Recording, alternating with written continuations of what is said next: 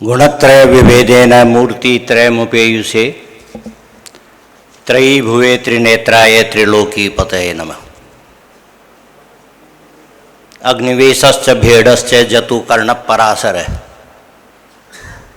हारितक्षारपाणिश्च वैखानसा बालखिल्या, इस प्रकार से अनेक प्रकार के महर्षि जहाँ विराजे हुए हों, ऐसी संध्याय संभाषा जिसमें संस्कृत और संस्कृति के पोषक परम सम्माननीय बी.डी. कल्ला साहब, मुझे बहुत लंबा समय हो गया कार्यकाल में, क्रियाकाल में, सरकारी प्रक्रियाओं अन्य में, इतने लंबे समय तक कोई व्यस्त मंत्री संस्कृत और आयुर्वेद में तल्लीनता पूर्वक हर बात को सुने, पूरा समय दे, नहीं तो बस सीधा सा संकेत करते हैं मुझे जल्दी बुला दो और उठाया हाथ में और गमन।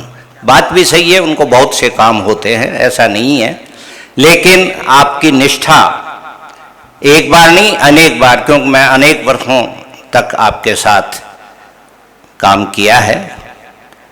इसके अतिरिक्त दो महामनीषी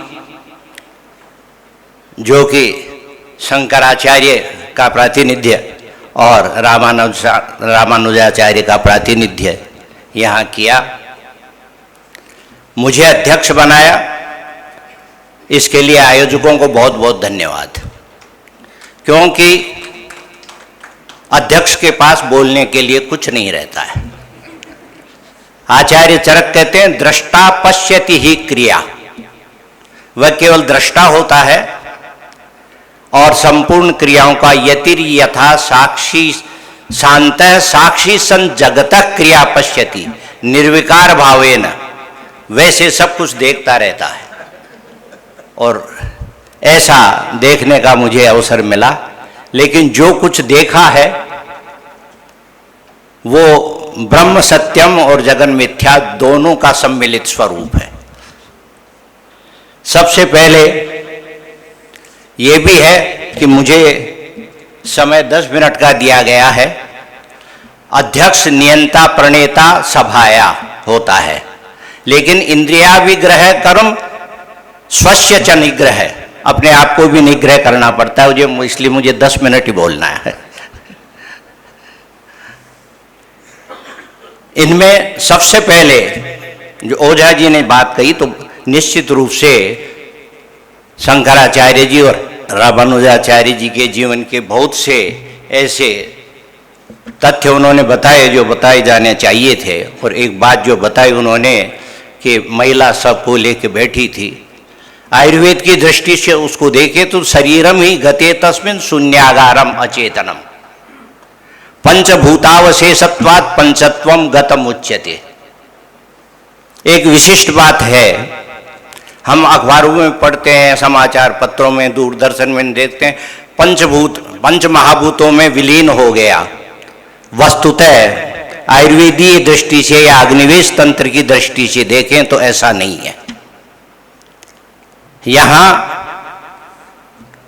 जिस प्रकार से दर्शन, चरकीय दर्शन एक बहुत बड़ा दर्शन है, उस पर बहुत अधिक विचार किया जा सकता है। सभी दर्शनों का बीज यहाँ पर निहित है।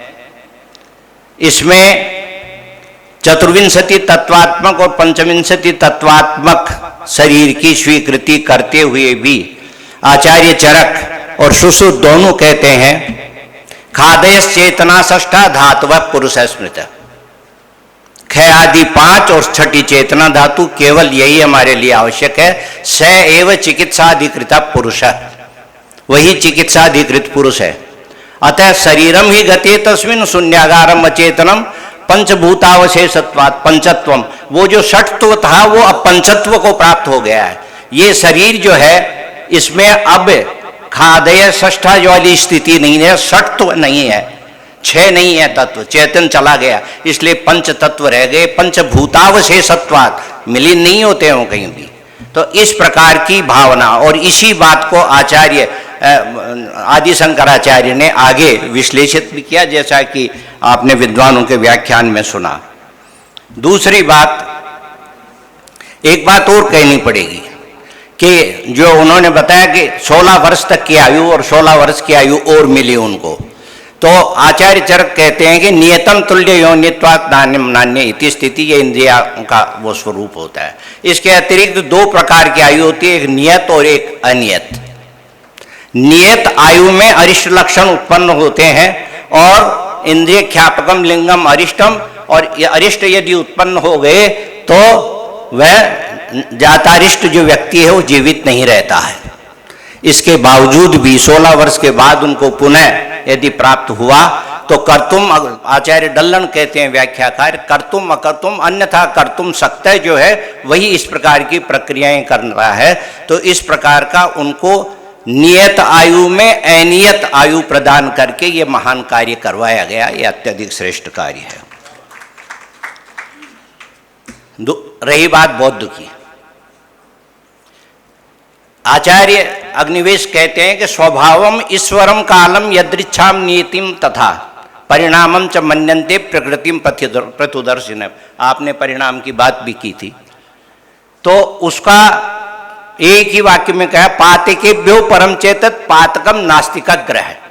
इससे बड़ा कोई पातक नहीं हो सकता जो इस प्रकार के नास्तिक प्रक्रियाओं को संपन्न करते हैं।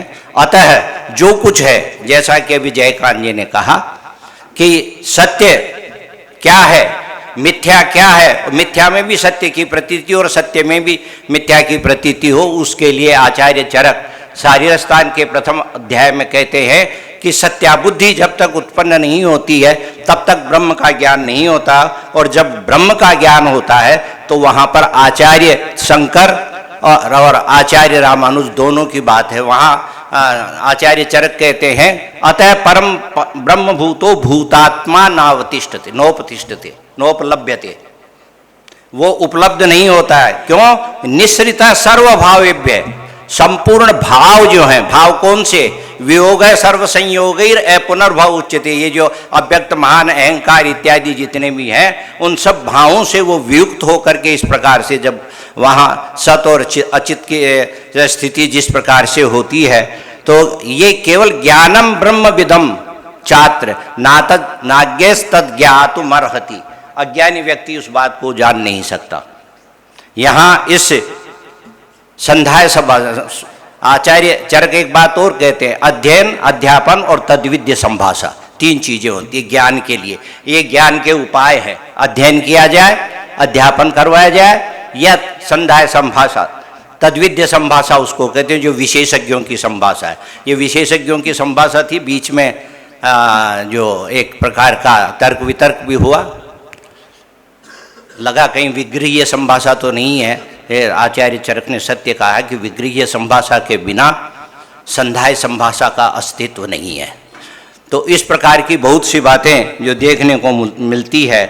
तो उसमें एक बात और भी है जो अभी जयकांत जी साहब ने कहा, पुरुष प्रलय चेष्टे पुनर्भाव विविज्यते।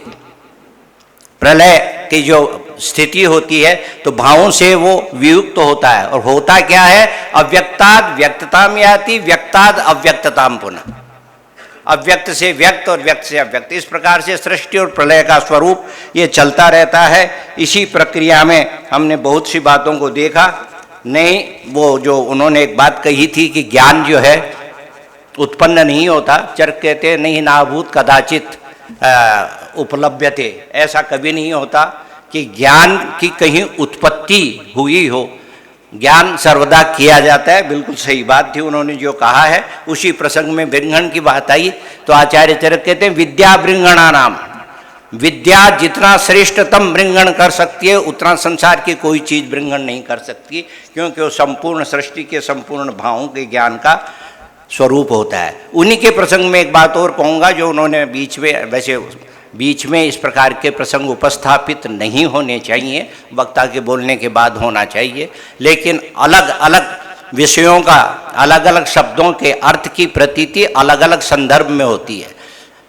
आचार्य अग्निवेश कहते हैं अतश्च प्रकृतम बुद्ध्वा देश कालांतराणि च तंत्र कर्तुर अभिप्रायान उपायांश्चार्थमादिशेत। प्रकरण को देखकर, देश को देखकर, काल, अनेक प्रकार की अवस्थाएं देख करके एक ही शब्द के अनेक प्रकार के अर्थ किए जा सकते हैं। यहाँ प्रोफेसर श्री कृष्ण जी और अन्य भी व्याकरण के विद्वान, वेद के विद्वान बैठे हुए हैं। एक एक शब्द के अलग अलग स्थानों पर अलग अलग अर्थ किए जाते हैं और उस अलग अलग अर्थ के अनुरूप उस कार्य को किया जाता है। तो उस प्रसंग में भी आचार्य आत्रेय एक प्रसंग में कहते हैं, मुक्त एवं वाद संघट्टम अध्यात्मम अनुचिंत्यताम। ये वाद संघट्ट होता है कि एकांतग्राही भाव नहीं होना चाहिए। आप सब लोग एक एक बात जो कह रहे हैं बिल्कुल सही है, लेकिन इसका संपूर्णता में किस प्रकार का अर्थ होता है, तो ये वाद संघट्ट को छोड़ करके अध्यात्म का चिंतन करना चाहिए। और अध्यात्म का चिंतन यदि होता है, अध्यात्म का तात्पर्य तात्विक जो अर्थ, वहाँ अध्यात्म का दूसरा अर्थ लिया है।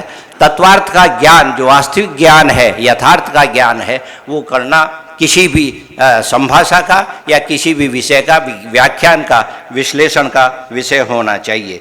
इस प्रकार से बहुत से विषयों का यहाँ सत और असत की बात हुई। जैसा कि मैंने बताया, जब तक सत्याबुद्धि नहीं होती है, मैं ये कहना चाहता हूँ कि आचार्य आदि शंकराचार्य या रामानुजाचार्य, रामानंदाचार्य या निम्बारकाचार्य, बहुत से माधवाचार्य, बहुत से आचार्य हुए बाद में, इन सब के बीज भाव ज्ञान की उत्पत्ति प्राचीन काल से ही वेदों में, उपनिषदों में और अन्य सभी जो ग्रंथ है, अग्निवेश तंत्र को उपनिषद भी माना जाता है, कल्पोपनिषदी व्याख्या श्याम कह करके। उसमें उपनिषद के ऐसे बहुत से भाव हैं। ये चरक ने सबसे पहला वाक्य यदि चरक ने कहा, अथातो दीर्घं जीवितीयम अध्यायम व्याख्या श्याम, दीर्घ जीवन की कामना। दीर्घ जीवन की कामना क्या? कौन सा दीर्घ जीवन? दीर्घ जीवन वो जो आपका नियत है। जैसा कि भगवान आदि शंकराचार्य का दीर्घ जीवन नियत था 32 वर्ष, भरद्वाज का चतुर्वर्ष शतायु से 400 वर्ष की आयु निश्चित थी। तो इस प्रकार से जो नियत है वो दीर्घ जीवन की प्राप्ति हो, लेकिन किस प्रकार से हो कि वो पूर्ण रूप से आरोग्य हो। आरोग्य इसलिए कि धर्मार्थ का मोक्षाणाम आरोग्यम मूलमुत्तमम रोगास्तस्यापहर्त। हमारा मुख्य उद्देश्य क्या है? मोक्ष प्राप्त करना। और आचार्य अंत में कहते हैं, योगे मोक्षे च सर्वासाम वेदना नाम अवर्तनम। योग और मोक्ष, इनमें संपूर्ण वेदनाओं की निवृत्ति होती है। इसलिए जो चिकित्सा है वो नष्ट की चिकित्सा या विनोपधाम, वो सर्वश्रेष्ठ है। स्वयं चरक कहते हैं अपनी, मैंने ये जितनी भी बातें आपको बताई, ये सब आपको दिखने वाली, उस प्रकार से दिखने वाली जैसे जयकांति जी ने कहा था। और उस प्रसंग में आचार्य एक स्थान पर कहते हैं, सुख संज्ञकम आरोग्यम विकारो दुखमेव च। तो ये संज्ञक क्यों कहा? सुखी कह देते, तो कहते हैं संज्ञक ग्रहणात् परमार्थ तो यद असुखम तदपि गृह्यते। परमार्थ रूप में जो सुखकारी स्वरूप नहीं है, जैसा कि आपने कहा अन्न, और अन्नम वही प्राणा, और वो कैसे है? अन्नमादान कर्मातु प्राणे कोष्ठम प्रकर्षति तद्रवैर भिन्न संघातम स्नेहन मृदुताम गतम। तो ये अलग अलग भावों का अलग अलग प्रकार से विश्लेषण करने वाले आचार्यों ने वहाँ आयुर्वेद में भी इस बात को देखा कि हमारा उद्देश्य किसी को केवल ठीक करना नहीं है, बल्कि आरोग्य प्राप्ति करवाने के बाद मोक्ष करवाना है। और जब मोक्ष होगा तो मोक्षे निवृत्ति निश्चेषा, और वही श्रेष्ठ नैष्ठ की चिकित्सा है। मेरा पुनः आप सबका प्रणाम, आभार, निवेदन।